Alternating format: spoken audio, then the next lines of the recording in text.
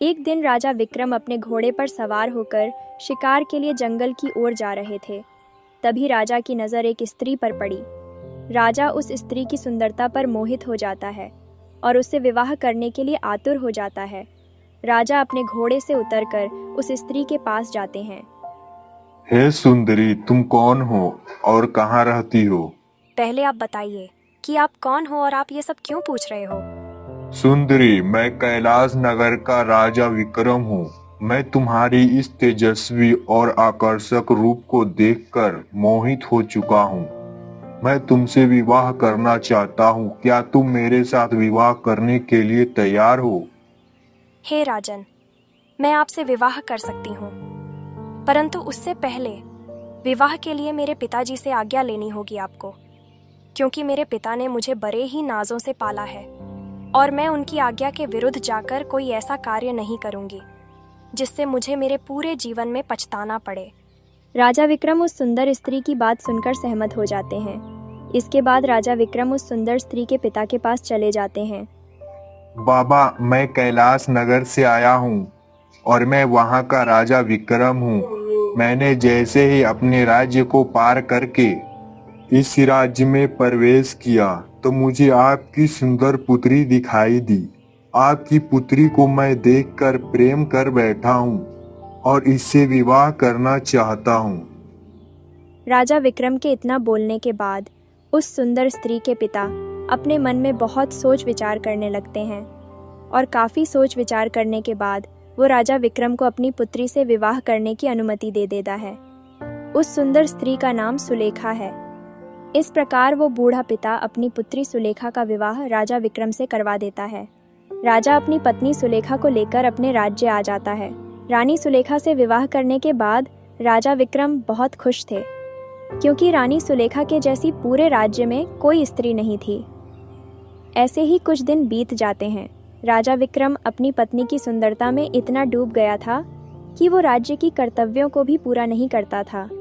ऐसे ही कुछ दिन बीत जाते हैं। एक दिन राजा विक्रम अपने सैनिकों के साथ अपने राज्य से बाहर के जंगल में शिकार करने के लिए जाते हैं और एक लोमड़ी का शिकार कर लेता है। मैं अपनी पत्नी रानी सुलेखा से बहुत प्रेम करता हूँ, परंतु मैं आज अपनी पत्नी रानी सुलेखा की परीक्षा लूंगा और ये देखूंगा कि जितना प्यार मैं उससे करता हूँ, क्या रानी सुलेखा भी मुझसे उतना ही प्यार करती है। कुछ सोच विचार करने के बाद राजा अपने सेनापति को बुलाते हैं और कहता है, सेनापति, मैं रानी सुलेखा की परीक्षा लेकर देखना चाहता हूँ कि वो मुझसे कितना प्रेम करती है, और तुम्हें एक काम करना होगा। मैं तुम्हें इस लोमड़ी के खून से भिगाकर अपना आभूषण देता हूँ और तुम इस आभूषण को लेकर अपने महल जाओ। उसके बाद रानी सुलेखा से जाकर तुम कहना कि जंगल में शिकार करते समय महाराज को एक शेर ने मार दिया है। हो सकता है कि ये सुनकर रानी सुलेखा तुम्हारे बातों पर विश्वास न करे, तो तुम मेरे खून से लगा हुआ यह आभूषण दिखा देना। नहीं महाराज, इतना मेरा साहस तो नहीं है कि मैं रानी सुलेखा के सामने इतना बड़ा झूठ बोल सकूं। सेनापति, मैं तुम्हारा राजा हूँ और ये मेरा आदेश मानना तुम्हारा कर्तव्य है, और ये मेरा आदेश है कि तुम ये आभूषण लेकर तुरंत राजमहल जाओ। ऐसा सुनकर सेनापति राजा के आभूषण लेकर महल की ओर रवाना हो जाता है। सेनापति राजमहल पहुंच जाते हैं। वहां जाकर रोते हुए रानी सुलेखा से कहता है, हे महारानी, गजब हो गया। अभी अभी कुछ देर पहले मैं और महाराज शिकार के लिए जंगल गए थे। हम जैसे ही जंगल में पहुंचे, वैसे ही एक शेर ने महाराज पर आक्रमण कर दिया और इसी कारण महाराज की मृत्यु हो गई और शेर महाराज को मारकर खा गया। मूर्ख सेनापति, तुम्हें शर्म नहीं आती? तुम अपनी रानी से अपनी महाराज की मृत्यु की बात कहते हो। तुम इतना बड़ा झूठ बोल रहे हो। अगर मेरे पति यानी इस राज्य के राजा को एक शेर ने मारकर खा गया है तो तुम कैसे बच गए? नहीं महारानी, जिस समय महाराज पर शेर ने हमला किया था उस समय मैं और सिपाही वृक्ष के ऊपर चढ़कर अपने प्राण बचा रहे थे और फिर वहां से भागकर महल आ गए। और सेनापति ने खून में लथपथ राजा का आभूषण रानी सुलेखा को दिखाता है। रानी सुलेखा ने जैसे ही महाराज विक्रम के खून से लगे हुए आभूषण देखे तो उन्हें महाराज के मरने का विश्वास हो गया और वो उसी क्षण रानी सुलेखा जमीन पर गिर जाती है और उनकी भी मृत्यु हो जाती है। और जब दूसरे दिन सुबह सुबह राजा विक्रम अपने महल वापस आते हैं तो महल में देखते हैं कि रानी सुलेखा का तो मौत हो गया है। राजा विक्रम जोर जोर से रोने लगते हैं। हे भगवान, ये मैंने क्या कर दिया? मैंने अपनी मृत्यु की झूठी खबर फैलाकर अन्याय कर दिया। मैं तो सिर्फ अपनी पत्नी की परीक्षा ले रहा था, लेकिन मुझे क्या पता था कि रानी सुलेखा मेरे वियोग में खुद के प्राण त्याग देगी। अब राजा को समझ में नहीं आ रहा था आखिरकार वो करे तो क्या करे। तभी वहां पर एक साधु आ जाता है। साधु आते हैं, अपनी छड़ी नीचे वहां जोर से फेंकते हैं और जिस कारण छड़ी टूट जाती है। हे राजन, आप क्यों रो रहे हो? राजा को ऐसे रोना शोभा नहीं देता।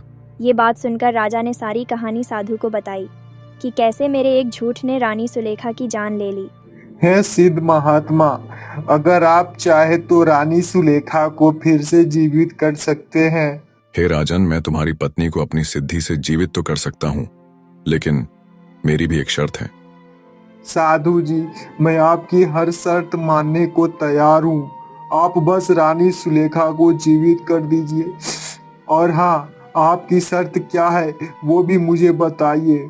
मैं अपने प्राण भी देकर उस शर्त को पूरा करूँगा, ये मेरा वचन है। अच्छा तो राजन, मेरी शर्त यह है कि अगर आपके राज्य में कोई भी व्यक्ति मेरे छड़ी के जैसा छड़ी बना देता है तो मैं तुम्हारी पत्नी को जीवित कर दूंगा। साधु की बात सुनकर राजा विक्रम अपने राज्य के सभी कारीगरों को अपने महल में बुलाता है और साधु के छड़ी के जैसा छड़ी बनाने का आदेश देता है। साथ ही राजा ये घोषणा भी करता है कि जो भी साधु के छड़ी के जैसा छड़ी बनाएगा उस व्यक्ति को 5 लाख सोने की अशर्फियां उपहार में दिया जाएगा। राजा की बात सुनकर सभी कारीगरों ने 5 लाख अशर्फियां पाने के लालच में सुंदर से सुंदर छड़ी बनाने लगे, पर कोई भी कारीगर उस साधु के छड़ी के जैसा छड़ी नहीं बना पाया। हे राजन, मुझे नहीं लगता कि मेरे जैसे छड़ी यहाँ कोई बना पाएगा। अब मुझे यहाँ से जाने की आज्ञा दे। हे साधु महात्मा, हम आपकी शर्त को पूरा नहीं कर पाए, इसके लिए मैं माफी चाहता हूँ। लेकिन अगर आप चाहे तो मेरा प्राण ले लीजिए, लेकिन एक बार रानी सुलेखा को जीवित कर दीजिए। मैं आपका सदा आभारी रहूँगा। राजा के बार बार विनती करने से साधु को दया आ जाती है और साधु जैसे ही रानी सुलेखा पर अपने दिव्य मंत्र पढ़कर फूंकता है, वैसे ही तुरंत रानी सुलेखा जिंदा होकर उठ जाती है।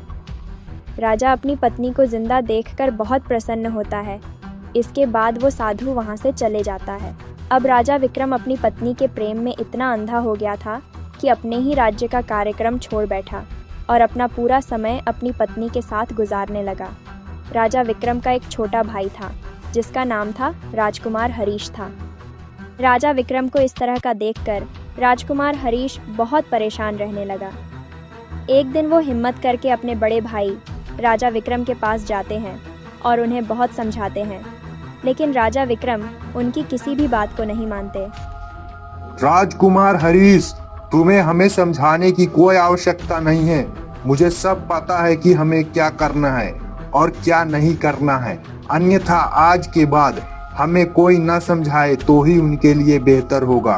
राजा विक्रम से इस तरीके की बात सुनकर राजकुमार हरीश को समझ आ गया था कि उसका बड़ा भाई पूरी तरह रानी सुलेखा के प्यार में धुंध हो चुका है।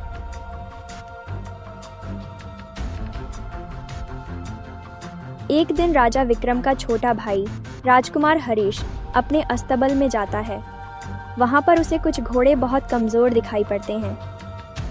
राजकुमार हरीश उस अस्तबल के घोड़े की देखभाल करने वाले सिपाही से मिलता है और उससे पूछता है, सिपाही, ये घोड़े दिन प्रतिदिन कमजोर होते जा रहे हैं, ऐसा क्यों?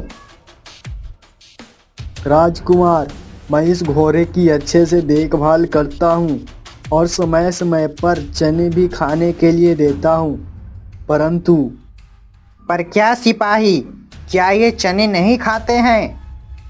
नहीं नहीं राजकुमार, यह बहुत अच्छे से चने खाते हैं और यह घोड़े इसलिए दिन प्रतिदिन कमज़ोर होते जा रहे हैं क्योंकि रात्रि को रानी सुलेखा इन घोड़ों में से एक घोड़े को लेकर न जाने कहाँ चली जाती है और सुबह सूर्योदय होने से पहले घोड़े को तेज गति से लाकर अस्तबल में बांध देती है। इस तरह घोड़े रात भर भूखे प्यासे रहते हैं और वह दिन प्रतिदिन कमज़ोर होते जा रहे हैं। ऐसा क्या बात है जो रानी सुलेखा हम सबसे छुपाकर रात को जाती है? फिर राजकुमार हरीश उस सिपाही को कुछ सोने की मुद्रा देते हुए कहता है, सिपाही, आज रात तुम्हारी छुट्टी है और हाँ, किसी को भी मत बताना कि मैंने तुम्हें छुट्टी दे दी है। ठीक है राजकुमार, मैं ये बात किसी को भी नहीं बताऊंगा। और फिर राजकुमार हरीश भेष बदलकर अस्तबल में घोड़े की देखभाल करने लगता है। और जैसे ही रात होती है तो राजकुमार हरीश देखता है कि उसकी भाभी यानी रानी सुलेखा आ रही है और उन घोड़ों में से एक घोड़े को चुनती है और उस पर बैठकर जंगल की तरफ जाने लगती है। राजकुमार हरीश भी उनके पीछे पीछे जाने लगता है। क्या हुआ रानी सुलेखा, आज यहाँ आने में इतना देर क्यों कर दी? मैं कब से यहाँ तुम्हारा इंतजार कर रहा हूँ। क्या बताऊं आदित्य, आज महाराज जल्दी नहीं सोए थे, उन्हें सोने में देर हो गई, इसलिए मैं जल्दी नहीं आ पाई। अच्छा तो तुम मुझे ये बताओ, तुम मुझसे कितना प्यार करते हो? अरे मैं तुमसे बहुत प्यार करता हूँ, कहो तो अभी अपने हाथ का नस काट कर दिखाओ तुम्हें। अरे नहीं नहीं, इसकी कोई ज़रूरत नहीं है, मुझे तुम पर पूरा विश्वास है। बेवकूफ़ रानी, इसको लगता है कि मैं इससे सच्चा प्यार करता हूँ, पर इसे क्या पता कि मैं इससे सिर्फ धन के लालच में प्यार करता हूँ। अच्छा तो यह बात है, रानी सुलेखा हम सबको धोखा देकर छुप छुप कर अपने आशिक आदित्य से मिल रही है। मुझे यह बात बड़े भाई यानी महाराज विक्रम को बतानी होगी। नहीं नहीं, अगर मैं यह बात महाराज विक्रम को बताया तो वह इन्हें फांसी पर लटका देंगे। मुझे पहले इनसे ही बात करनी होगी। अच्छा आदित्य, अब मैं चलती हूँ, सूर्योदय होने वाली है। अगर महाराज विक्रम ने मुझे देख लिया तो बड़ी मुसीबत आ जाएगी। फिर रानी सुलेखा घोड़े पर सवार होकर राजमहल की ओर चली जाती है। रुक जाइए भाभी, आप इतनी रात को कहाँ गई थी? और हाँ, आपको सफाई देने की कोई आवश्यकता नहीं है, मैं सब कुछ अपने आँखों से देख चुका हूँ। आप महाराज विक्रम को धोखा दे रही हो और उसके पीठ पीछे अपने आशिक आदित्य से छुप छुप कर मिलती हो। देखिए, मैं महाराज विक्रम को नहीं कहूँगा, मैं आपको यही बताना चाहता हूँ कि आप आदित्य को छोड़ दे, क्योंकि आपकी विवाह हो चुकी है और इस तरह महाराज विक्रम को धोखा देने से आपको हानि हो सकती है। यह सब सुनते ही रानी सुलेखा बहुत ज़्यादा घबरा जाती है और वो बिना कुछ कहे अपने कमरे में चली जाती है। राजकुमार हरीश को मेरे बारे में सब कुछ पता चल गया है, कहीं ऐसा ना हो कि वह यह सारी बात महाराज विक्रम को बता दे। इसके पहले कि वह कुछ करे, मुझे ही कुछ करनी होगी। अब मैं क्या करूं? मुझे कुछ भी समझ नहीं आ रही है। मुझे कुछ तो करनी होगी ताकि मेरे पति राजकुमार हरीश के कोई भी बात का विश्वास न करें। राजा विक्रम के उठने से कुछ समय पहले ही रानी फटे हुए कपड़े पहन ली और ज़मीन पर बैठ जाती है। और जैसे ही राजा विक्रम सोकर उठता है, तभी रानी सुलेखा ज़ोर ज़ोर से रोने लगती है। रानी सुलेखा, तुम जमीन पर क्यों बैठी हो और रो क्यों रही हो? और तुमने ये इतने गंदे कपड़े क्यों पहन रखे हैं? महाराज, मैं आपको क्या बताऊं? आपके छोटे भाई राजकुमार हरीश ने मेरी इज्जत पर हाथ डाला है। राजा विक्रम अपनी पत्नी रानी सुलेखा के ऊपर आंख बंद कर विश्वास कर लेता है। और राजा विक्रम गुस्से से आग बबूला हो जाता है और अपने छोटे भाई राजकुमार हरीश को तुरंत अपने पास बुलाता है। राजकुमार हरीश, आज तुमने सारी मान मर्यादाओं को मिट्टी में मिला दिया है। अपनी माँ समान भाभी रानी सुलेखा की इज्जत पर हाथ डाला है और इस गलती का तुम्हें दंड भी जरूर मिलेगा। तुम्हारी यह सजा है कि तुम अभी इसी वक्त इस राज्य को छोड़कर चले जाओ, और हाँ, अगर तुम इस राज्य के आसपास भी दिखाई पड़े तो तुम्हें फांसी पर लटका दिया जाएगा। अन्यथा तुम इस राज्य से जितना दूर हो सके उतना दूर और मेरी नजरों से भी दूर चले जाओ, और अपने जीवन में कभी भी इस राज्य की ओर मुड़कर मत देखना।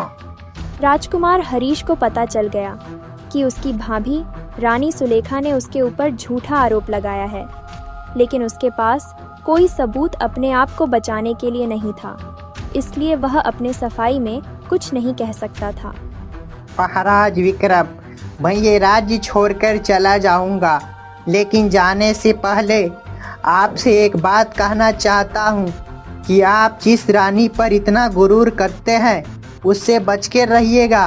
कहीं ऐसा न हो कि मेरी तरह ही ये आपको भी इस राज्य से दूर कर दे। इतना कहने के बाद राजकुमार हरीश उस राज्य को छोड़कर चला जाता है। राजकुमार हरीश के जाने के बाद रानी सुलेखा बहुत ज़्यादा खुश हो जाती है और अब उसे किसी भी प्रकार का भय नहीं था। उस रात फिर से रानी एक घोड़े पर बैठकर आदित्य से मिलने जाती है। क्या हुआ रानी सुलेखा, तुम कल मुझसे मिलने क्यों नहीं आई थी? सुनो, तुम इस जंगल में रोजाना मत आया करो। मैं भी इस जंगल में तुमसे रोजाना मिलने के लिए नहीं आ सकती। हम एक काम कर सकते हैं, तुम ऐसा करो, कल सुबह राजमहल में आ जाओ और राजा विक्रम से काम मांगने की विनती करना, और उसके बाद तुम महल में ही रहना। जब तुम महल में रहोगे तो हमारी रोज मुलाकात होगी। आदित्य से इतना कहकर रानी सुलेखा वापस महल में आ जाती है और जैसे ही सुबह होती है तो रानी सुलेखा का वो प्रेमी महल में आ जाता है और राजा विक्रम से बोलता है, महाराज की जय हो। महाराज, मेरा नाम आदित्य है। मैं आपके पास वाले राज्य से आया हूँ। मेरे घर में मेरी बूढ़ी माँ है जो बहुत बीमार रहती है और मुझे कहीं भी काम नहीं मिल रहा है। अगर आप मेरी सहायता कर देते तो मेरे घर का गुजारा चल जाएगा और मैं अपनी बूढ़ी माँ का अच्छे से ख्याल रख पाऊँगा। राजा विक्रम उसकी इस विनती को सुनकर उसे राजमहल में काम करने की अनुमति दे देता है। आदित्य राजा का आदेश पाकर बहुत खुश होता है और महल में काम करने लगता, और जैसे ही राजा रानी से कुछ पल दूर होता तो वैसे ही तुरंत रानी सुलेखा अपने प्रेमी आदित्य से मिलने आ जाती, और इस तरह काफ़ी समय तक चलता रहा। रानी सुलेखा अपने पति के आंखों में धूल झोंक रही थी और राजा विक्रम को इस बात की बिल्कुल भी भनक नहीं थी, क्योंकि राजा अपनी पत्नी के प्यार में बहुत ज़्यादा डूबा हुआ था। वो उसको अत्यधिक प्रेम करता था। अगले दिन राजा विक्रम फिर शिकार करने के लिए जंगल में जाता है। जैसे ही राजा विक्रम जंगल में प्रवेश करता है तभी उनको वही सिद्ध पुरुष दिखाई देते हैं जिन्होंने रानी सुलेखा को जीवन दान दिया था। साधु को देखकर राजा विक्रम उनके पास जाते हैं। प्रणाम साधु महात्मा, आपके दर्शन हो गए, ये मेरा सौभाग्य है। हे राजन, मैं तुम्हारे इस तेजस्वी चेहरे को देखकर बहुत ही ज्यादा परेशान हूँ, और तुम इतने भोले स्वभाव के हो, इसलिए लोग तुम्हें बेवकूफ बना देते हैं। राजा, ये लो, तुम इस फल को ग्रहण करो। इस फल को ग्रहण करते ही तुम सदा जवान बने रहोगे और तुम्हें कभी भी बुढ़ापा नहीं आएगा। तुम्हारी सुंदरता सदैव बनी रहेगी। वो चमत्कारी फल देकर साधु वहां से चले जाते हैं। उस फल को लेकर राजा विक्रम सोचने लगते हैं, मैं सदा अमर होकर क्या करूँगा? मुझे जवानी और सुंदरता की क्या जरूरत है? मैं अपनी पत्नी रानी सुलेखा से अधिक प्रेम करता हूँ, इसलिए मुझे ये फल रानी सुलेखा को ही खिलाना चाहिए। अगर वो इस फल को खा लेगी तो सदा जवान और सुंदर रहेगी। ऐसा बोलकर राजा बिना शिकार किए वे फल लेकर खुशी खुशी महल की तरफ लौट जाते हैं। और सीधा रानी सुलेखा के पास आकर उसे फल देते हुए कहते हैं। रानी सुलेखा, आप इस फल को खा लीजिए। इस फल को खाने के बाद आप सदैव जवान और सुंदर रहेगी। आपको कभी भी बुढ़ापा नहीं आएगा। ऐसा बोलकर राजा विक्रम वहां से चले जाते हैं, जबकि रानी सुलेखा राजा विक्रम पर नहीं बल्कि उस आदित्य पर मोहित थी। और रानी सुलेखा सोचने लगती है, मैं इस फल को खाकर क्या करूंगी? मैं सदैव जवान और सुंदर रहकर क्या करूंगी? मैं इस फल को अपने प्रेमी आदित्य को दे देती हूँ। वह सदा जवान और सुंदर रहेगा और मुझे हमेशा ऐसे ही प्यार करता रहेगा। फिर रानी सुलेखा उस चमत्कारी फल को लेकर अपने प्रेमी आदित्य के पास जाती है और उसे फल देते हुए कहती है, आदित्य, ये फल लो, तुम इसे खा लो। यह एक चमत्कारी फल है जिसे खाकर तुम हमेशा जवान और सुंदर रहोगे। इतना कहकर रानी सुलेखा वहां से चली जाती है और आदित्य मन ही मन सोचने लगता है, अरे मैं सदा जवान और सुंदर रहकर क्या करूँगा। मैं इस फल को अपनी मंगेतर मोहिनी को दे देता हूँ। वैसे भी उससे मेरी जल्द ही शादी होने वाली है। और आदित्य उस फल को लेकर अपनी दूसरी प्रेमिका मोहिनी के पास जाता है। आदित्य रानी सुलेखा से सिर्फ धन के लिए प्यार करता था और आदित्य मोहिनी को फल देते हुए कहता है, मोहिनी, यह लो, यह जादुई फल है। इसे खाकर तुम हमेशा के लिए जवान और सुंदर रहोगी और अमर हो जाओगी। तुम्हें कभी भी बुढ़ापा नहीं आएगा। फिर आदित्य वह फल मोहिनी को देकर वहां से चला जाता है। उसके चले जाने के बाद मोहिनी उस चमत्कारी फल को देखकर सोचने लगती है, आखिर मैं इस फल को खाकर क्या करूंगी? क्योंकि अमर होकर हम कौन सी सिद्धि प्राप्त कर लेंगे? अगर मैं इस फल को खा ली तो मुझे इस नरक के समान जीवन से मुक्ति नहीं मिल पाएगी। मुझे ये चमत्कारी फल राजा विक्रम को देना चाहिए, क्योंकि वो इस राज्य के राजा है और हम सबका वो ख्याल भी रखते हैं। इसलिए राजा विक्रम इस फल को खा लेंगे तो हमेशा जवान रहेंगे और लंबे समय तक अपने प्रजा की देखभाल भी करते रहेंगे। इसलिए इस चमत्कारी फल को वो ही खा सकते हैं। वो ही इस फल के असली हकदार है। मोहिनी को ये बात पता नहीं थी कि एक साधु महाराज ने ही उस फल को राजा विक्रम को दिया था और राजा विक्रम ने उस फल को अपनी सुंदर पत्नी रानी सुलेखा को दिया था और उसके बाद रानी सुलेखा उस फल को अपने प्रेमी आदित्य को दे देती है और आदित्य ने ये फल अपनी प्रेमिका मोहिनी यानी उसी को दे दिया था।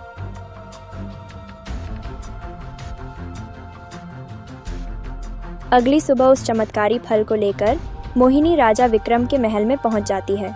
महाराज की जय हो।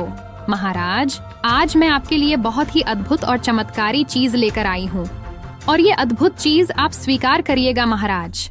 जैसे ही मोहिनी उस फल को राजा विक्रम को देती है, राजा विक्रम उस फल को देखकर अचंभित रह जाते हैं।